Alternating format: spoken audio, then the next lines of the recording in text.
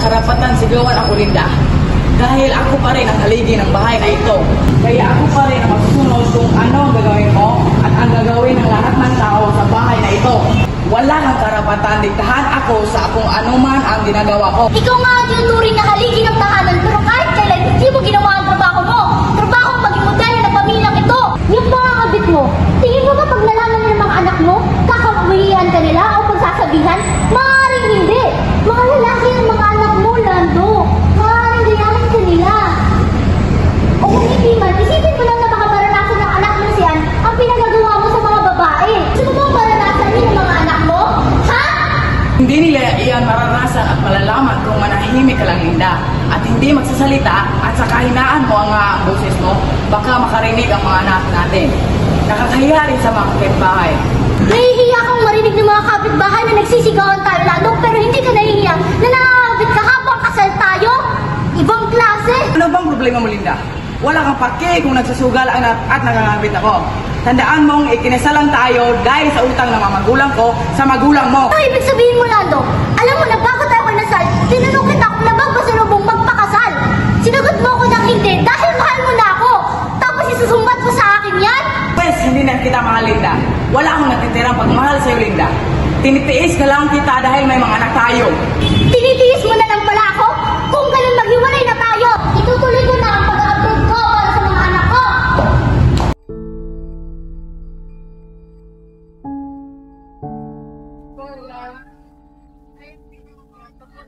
Kailangan niyo po ba talagang magtrabaho sa Dubai? Oo, anak eh. Kailangan niyo makapagtapos ng pag-aaral. Pwede naman pong dito na lang marami namang trabaho ang mahanap dito sa Manila. Anak, dito kasi sa Manila, kakarampot lang ang sweldong matatanggap ko. Pero sa Dubai, malaki ang sweldong matatanggap ko. Ibig sabihin, mabibili mo na ang mga wants mo. Ayaw mo ganon? Mas maganda po kasi dito na lang kayo kaysa sa ibang bansa. Para rin naman kasi ito sa future mo at ng mga kuya mo, Lando, alam kong may alitan tayong dalawa. Pero alam ko yung mahal mo ang mga bata. Kaya kung maaari, pakibantayan sila. Huwag kang mag-alala sa ganyang bagay, Linda. Mag-iingat ka dito, ha? Magpapakabait ka sa mga kuya mo. Ma, bakit kailangan niyo pa pong mag-abroad? Tapos ngayon pa kayo aalis na malapit na Christmas. Kailangan kasi na, kay kulang kasi ang trabaho ko dito at ang trabaho ng papa mo. Andun yung jeep sa labas, nag-aantay. Drama-drama naman. Sige na, nakaalis na ako, ha? Mag-ingat ka dito, Luis. Michael, kayo nang bahala ka na.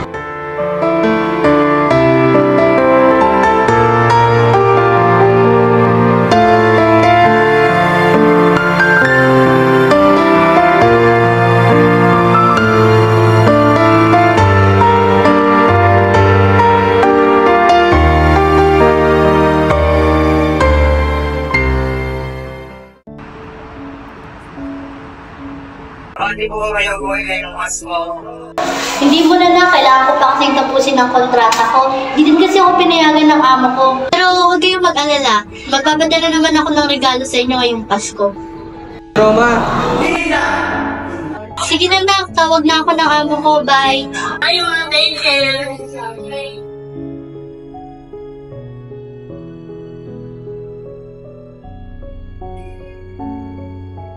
You're using your phone again, Linda. I'm sorry, boss. I'm just calling my family in the Philippines because tomorrow is our Christmas celebration. No! Go to the kitchen and face your consequences. But boss, I'm done with my work. It's my break time. No more buts, Linda. Padala galing kay Linda.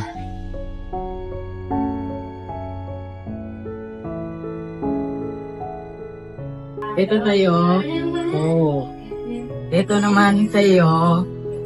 Yung akin pa, Ay, nakalimutan kita, Ani. Pasko ka na lang, Ani. Paubaya mo lang to sa pinsan mong buhay.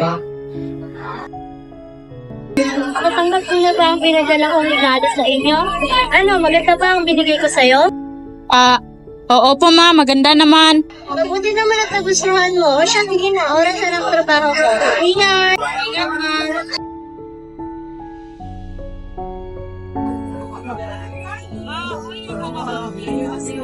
Hindi mo na kayo. Hindi ako pinayagan ng amo ko na bumisita sa Pinas. Pasensya na lang. Bawi na lang ako sa susunod.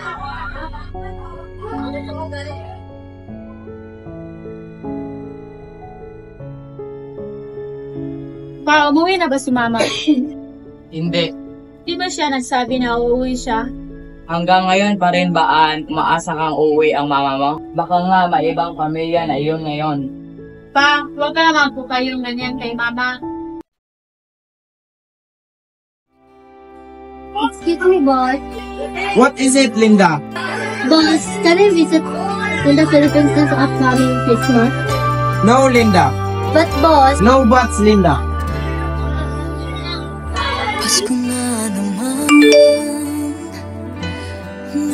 Ma, O anak, makakauwi po ba kayo ngayong Pasko? hindi muna na kaya hindi ako pinayagan ng boss ko na bumisita sa Pinas. Ah, ganun po ba mama? Oo anak pasensya na. Sige po ma. Pasensya na talaga nak. Bawi sa susunod si mama.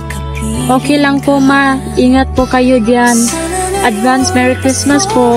Advance Merry Christmas din nak. Hinahanap-hanap pag-ibig mo. At kahit wala ka na, nangangarap at tumaasa pa rin ako. Muling makita ka at makasama ka sa araw ng Pasko. Ma, graduation ko na po sa high school next month. Magkakauwi po ba kayo? anak, hindi pa kasi ako pinayagan ng boss ko Hayaan mo. Babawi ako sa susunod. Huwag ka nang malungkot, An. Ako na lang ang dadalo sa graduation mo. Palagi na lang ikaw sumasalo sa akin Siyempre naman, magkaibigan tayo simula sa kinder hanggang dulo. Magkaibigan pa rin tayo.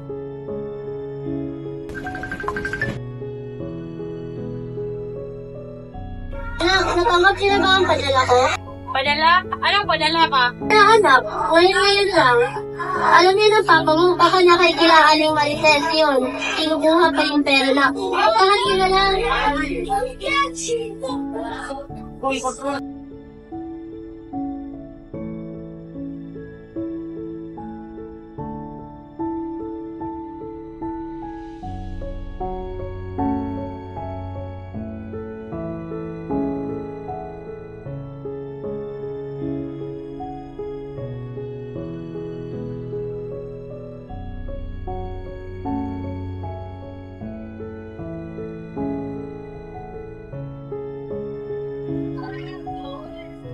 Wala paano ka nakapunta dito wala pa sa...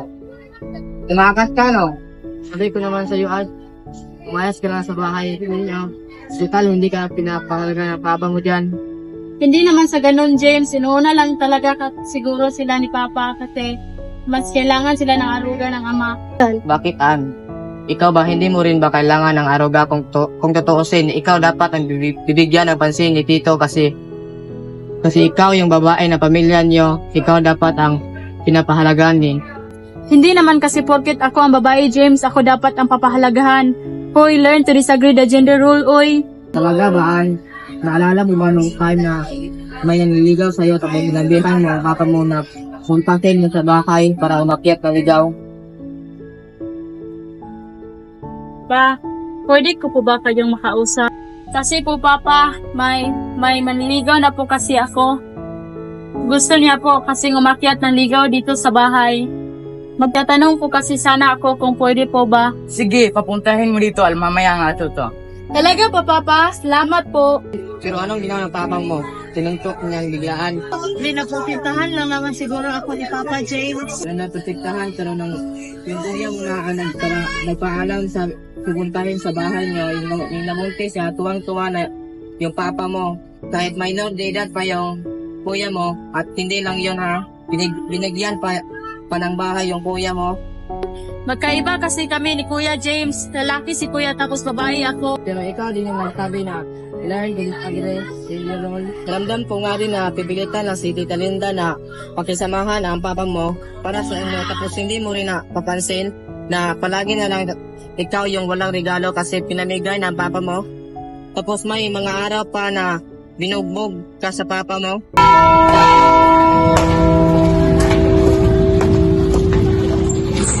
Bakit gabi ka naman ang uwi yan? Kababae mo tao tapos ganitong oras ka umuwi? Wala ka talagang kadil-kadisa. Sorry pa, may ginawa kami pong project. Masyado kang sinungaling. Halika at nang mag-display na kita.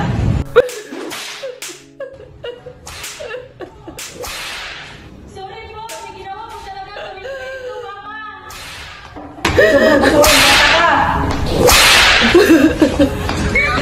Anong mangyayari dito pa? Bakit mo sinasaktan si Ann? Ilayaw mo sa akin ang batang yan at baka hindi ko na malaman kung anong magawa ko yan. Marami pang mga bagay na nagawa sa iyo ng ama mo na maaaring maglagay sa iyo sa pilitero. Salamat, James, ha, kasi nandyan ka palagi katabi ko kapag kailangan kita.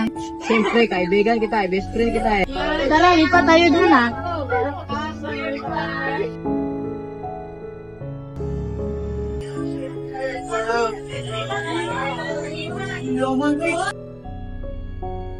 Uwi muna ako, James, ha. Ha? Bakit? Nalimutan ko yung susi sa bahay. Aalis pa naman si Papa mamaya. Okay, ayun kita dito.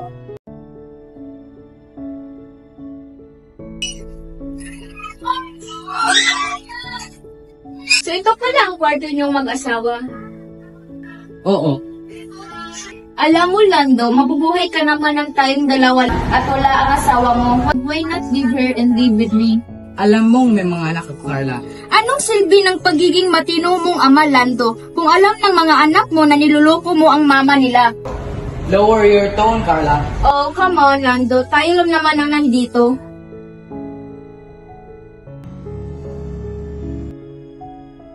Ano nangyari sa'yo? Para kang hinabol na aso. Wala. Hulaan ko, nakita mo na naman ang kabit ng tatay mo, no? Tara na nga.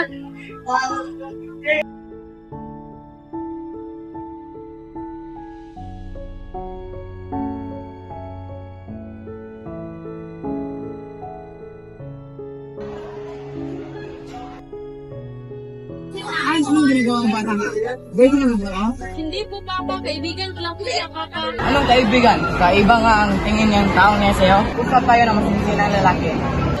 Pawag mo po siyang saktan si James. Wala naman siyang ginagawang masama. Anong wala? Baka mamaya dalhin ka sa kung saan ang lalaki ito ha? Pero hindi naman ako nagkakakaan. Parehas ka pala ng mama mo na mala. Walang galan na po, pero wala po kayong karapatan sabihin na masakit sa salita si Ann. Kung hindi niyo naman po alam kung pinagdadaanan ni Ann, okay lang po sa akin. Sabihin niyo po ako na masakit na salita. Basta wag lang si Ann ang sabihin niyo ng ganyan. Huwag mong hadlangan ang pagdidisiplina sa anak ko lalaki.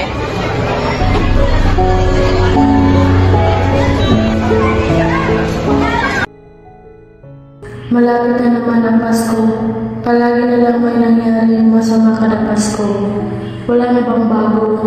Akala ko pa naman sa Pasko nararamdaman ang pagmamahal at ligaya. Pero bakit parang kaiba ang sa kanila? Bakit palaging may nangyayari sa masama sa buhay ko pag malapit na ang Pasko o araw ng Pasko? Wala na ba akong karapatang sumaya? Kanina lang hindi na ako pinayagan ni Papa na umalis ng bahay hanggang matatapos ang Pasko. At ayaw niya na rin akong makita kasama si James. Panigurado hindi na naman makakauwi si Mama sa Pasko. Palagi naman. Tapos yung kaisa-isa ko pang palagi kasama sa Pasko na si James. Hindi ko na ba siya kasama sa Pasko ngayong taon. Iba ang pagdiriwang dito. Pasko sa ating hahanap-hanapin mo. Walang katulad dito ang Pasko. Lagi mo naman Merry Christmas, Mama. Merry Christmas, Ma! sila'y nandito sana. At sa Noche Buena ay magkakasama. Ang Pasko Merry Christmas, Anne. saya kung kayo'y kapiling na. Sana pagsapit ng Pasko kayo'y naririto. Kahit pa malayo ka, kahit nasaan ka pa, maligayang bati para sa inyo sa araw ng Pasko. Sa ibang bansa'y di mo makikita Merry Christmas, bro. ang ngiti sa labi ng bawat isa. Different hiniging hardship. Meaning, kahit anong mangyari sa kanila, promise.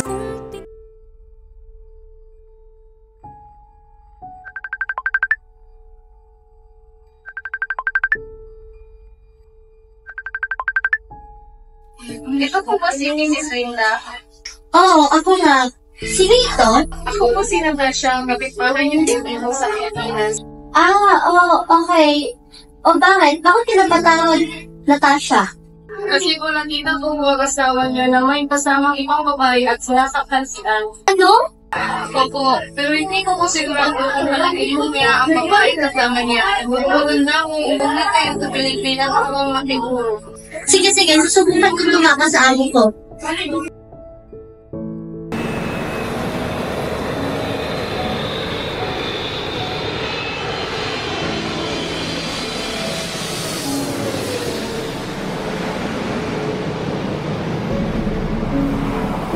Dear Irene, sa ngayon, ikaw muna ang pagkwentuhan ko. Hindi pa kasi ako pwede lumapit kay James at lumabas ng kwarto. Alam mo, Dayay, nakakapanibago, ang gulo, nakakalito, nakakapagtaka. Nakakapanibago kasi hindi ko siya nasisilayan, hindi ko siya nakakasama at nakakwentuhan. Ang gulo, nakakalito at nakakapagtaka. Sobrang gulo kasi bakit ito nararamdaman? Nakakalito kasi ano nga ba talaga to? Pagmamahal bilang isang kaibigan o pagmamahal bilang isang kaibigan? Nakakapagtaka kasi bakit ngayon ko lang ito napansin? Marahil hindi ko napansin o hindi ko pinansin dahil ayoko masira ang aming pagkakaibigan? Tama ko ba itong nararamdaman ko, Diary? Tama bang magkaroon ng ganitong pakiramdam? Paano kung gusto ko na nga talaga siya? Paano kung mahal ko na nga siya? Parehas kaya kami ng nararamdaman? O baka hanggang magkaibigan lang? Hinahanap ko yung mukha, pagkabiglang magkita pa tayo sa kiss. Sa'yo, babe, sa kasala ng BGC. Pagkalipas ng ilang taon, nakikita ko walang tinapon. Di ko binaon, lubos tinanim sa aking puso at isip. Siguro hanggang kaibigan na. O baka masyado ko na siyang namimiss, kaya ganito nararamdaman ko. Dapat ko na bang tanungin si Kuya Ryan? Total, siya lang naman ang close ko sa bahay na ito, simula nang umalis si Mama. Dapat nga ba, Diary? O dapat na sa'yo ko lang sabihin? Tingin ko dapat kang ipakonsulta to kay kuya.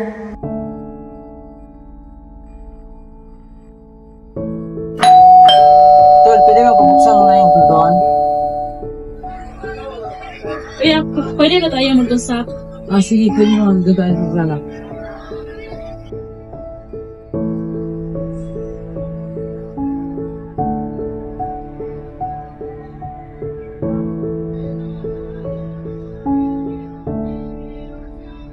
Sige, anong pag-usapan natin, Bonso?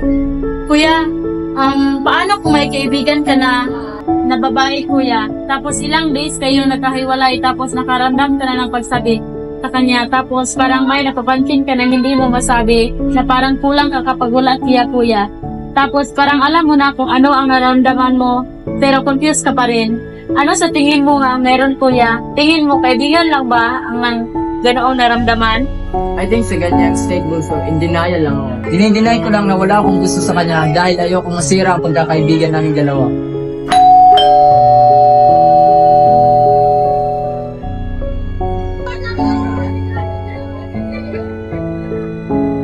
James, tita, bakit yun na parito? Nandito kami para makausap kayo. O anong pag-uusapan natin? Nandito sana ako para umakyat ng ligaw kay Ann. Ano? Pumasok muna kayo para nakikintindihan tayo.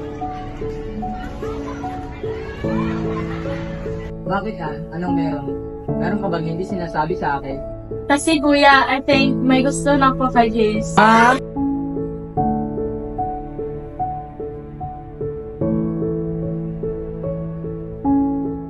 Tol! Kaya nga pala, Tol. Ito nga pala siya, nag-iisa namin kapatid na babae. Kasi siya na, Tol, dinala kasi sa Jimmy. Kasi sila mama at si Papa. Hindi ko alam kung nasa na namin yun. Baka nasa sagalan na naman yun. Okay lang yun, Tol. Nga pala, Ann, ako ni James. Ann, what's the meaning of this? Ano ba, Lando? Ma? Uwi na pala si Mama. Bakit umuwi si mama? Hinaan mo din, Linda! Lando? Walang hiya ka, Lando. Sa ikalawang pagkakataon, pinagkatiwala ko sila mga bata. Dahil saan mo sa akin, mababago ka na. Na ikaw na lang ang tatanggap ng mga perang pinaghirapan ko sa abroad. Kasi hindi pa sila pwede mamawak ng pera. Tapos malalaman ko lang na ginagastos mo lang pala ang mga perang pinagpapaguran ko sa abroad. Hindi mo ka tinanong kung paano ko yun nakuha. Grabe pa abuso ang naranasan ko sa abroad para lang makaipon ng pera. Tapos malalaman ko lang na ginagastos mo pala sa pagsusugal at pangangabit mo.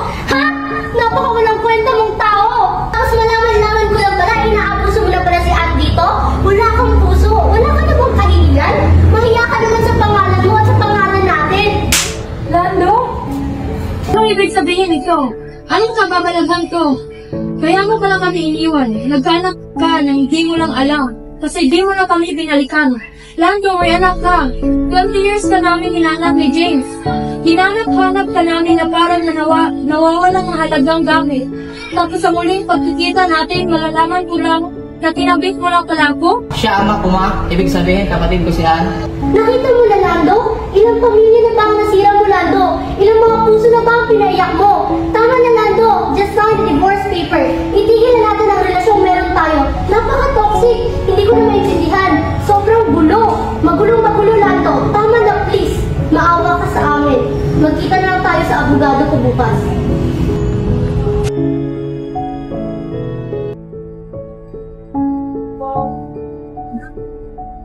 Linda, pagsensya na sa lahat ng nagawa ko.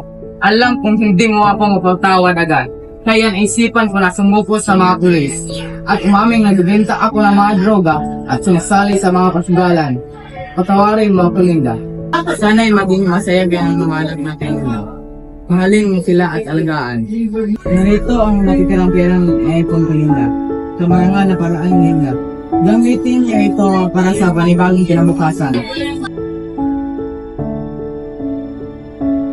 Anak, dinaan ko na lamang sa sulat ang aking paghingi ng paumanhin sa inyo, lalo na sa iyo, Ann. Patawarin mo si Papa.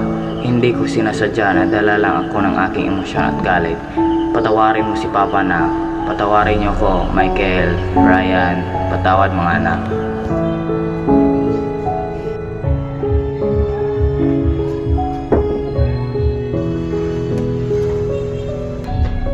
O ba't nandito ka, Lando? Patawarin mo, Cindy. sa lahat ng nagawa ko. Hindi ko rin inasahan na mabubuo tayo sa aming munting relasyon natin noon. Alagaan ko ng mabuti si James. Masasabi kong maayos ang pagpalagay mo sa kanya. Sa lahat ng nagawa ko sa iyo, Cindy. Sana'y maging masaya kayo. Kahit sa unting pahangan, sama tayo. Masasabi itong minahal kita. Sorry. At pagkatapos ng ilang araw, kahit ito'y onting panahon lamang para makapag-move on, ay tinanggap na lamang ng pamilyang De Los Santos na tuluy na mawawasak ang nabuong pamilya. Kung kaya't imbis na maglusa, ay pinagdiriwang na lamang nila ang Pasko ng masaya. Kung kailan pinakamadilim Mga tala ay mas nagniningning. Kaano man Sa likod ito Natapos mo na ba dyan, Ann? Opo, katapos na nga.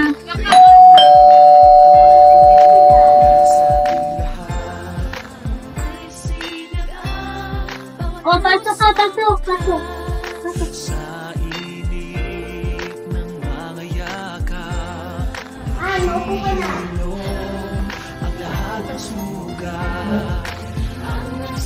Bago tayo magsimula kumain, magdasal muna tayo. Dito prayer, Ann. Lord, maraming salamat po sa mga biyaya ninyong ipinagkaloob, lalo na sa pagkain na nasa harapan namin ngayon. Salamat po sa iyong gabay at pagmamahal habang kami ay dumadaan sa mga hamon ng buhay. Salamat din po sa pagkakataon na kami ay nagkasama pa rin. Sa kabila ng lahat ng pagsubok, inaangat ko po ang aking panalangin kay Papa na sana'y gabayan niyo po siya na saan man siya naroroon at patuloy niyo po siyang protektahan. Maraming salamat po sa pagkain na sa aming harapan at sa lahat niyong pagpapala. Happy birthday po at patuloy naman magdiningning ang iyong kabutihan sa aming lahat. In the name of the Father, and the Son, and the Holy Spirit. Amen. Kasi po na kayo.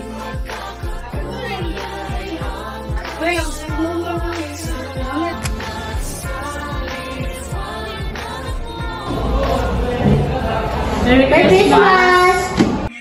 Bago tayo magsimulang kumain, Ann, may sasabihin ako sa inyo. Kahit na gaano kasama ang ama mo sa'yo, alam ko mahal mo pa rin siya. Ngunit, ang totoo kasi niyan, hindi siya ang tunay mong ama. Nung mga panahong wala siya sa tabi namin, papalagi siyang umaalis. Gabi na nung umuwi ako, dahil sarang naraw ako ng kung sino. At hindi alam yun ang tinuturing ng papa. What? Sabihin na pwede maging kami ni James? At sa wakas, natamasa na rin ni Ann ang maayos sa selebrasyon ng Pasko. Tayo ang ilaw sa madilim na daan.